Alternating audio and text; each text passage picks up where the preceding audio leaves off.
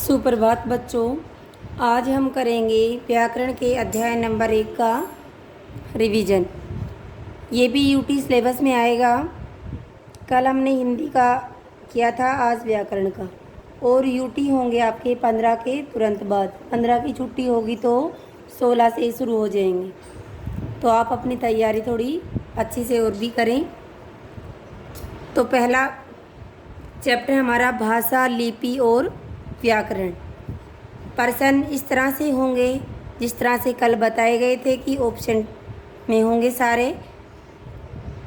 उस ऑप्शन में भाषा की परिभाषा हो सकती है, लिपि की हो सकती है, व्याकरण की हो सकती है। परिभाषा लिखकर पूछा जा सकता है कि इसे लिपि कहते हैं या भाषा कहते हैं या व्याकरण कहते हैं या शब्द कहते हैं। तो इन सभी की आपको परिभाषा अच्छे से याद करनी होगी। अगला प्रश्न हमारा बनता है कि भाषा शब्द की उत्पत्ति किस धातु से हुई है। भाष धातु से या और अन्य 3 ऑप्शन दे दिए जाएंगे। तो हमारा सही उत्तर हो जाएगा कि संस्कृत की किस धातु से, भाष धातु से। अगला है हमारा कि भाषा के मुख्य कितने रूप होते हैं। मुख्य 2 होते हैं, मौखिक, लिखित। हो सकता है एक ब्लैंक छोड़ दिया जाए, मौखिक, और दूसरा आपको टिक करना पड़ जाए। इसे आगे है थोड़ा सा मानक भाषा, संपर्क भाषा और राष्ट्रभाषा। इनमें तीनों की परिभाषा भी हो सकती है।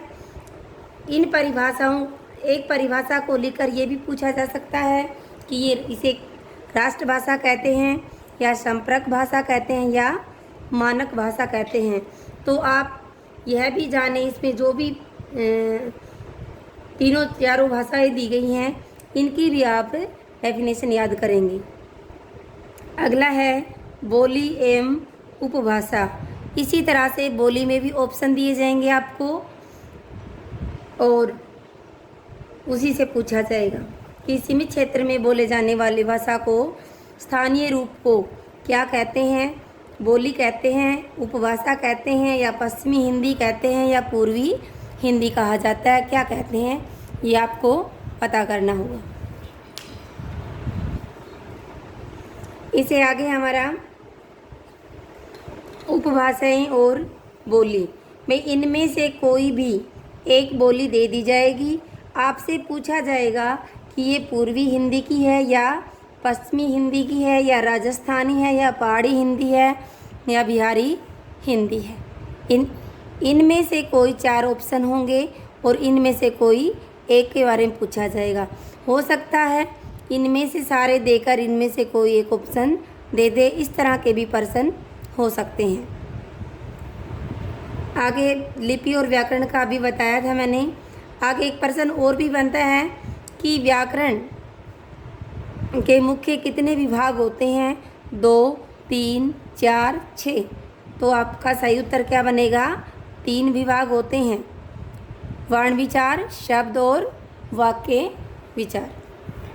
अगला प्रश्न बनेगा हमारा साहित्य के बारे में कि साहित्य के मुख्य कितने भेद होते हैं।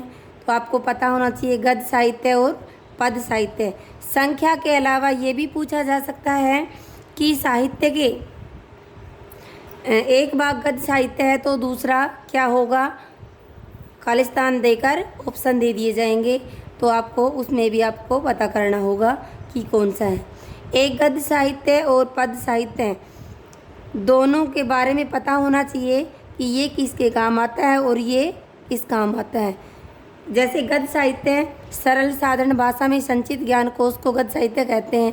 इसमें क्या आता है भाई, लय, तुक, छंद, इस तरह की चीज़ें आती हैं। और इसमें क्या आता है, पद्य साहित्य में लय, तुक, छंद दोनों में है। छंद इसमें भी है और इसमें भी है। तो ये इस बात का भी आपको ध्यान रखना होगा।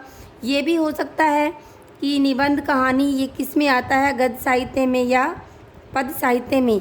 प्रश्न उलट पुलट के बन सकते हैं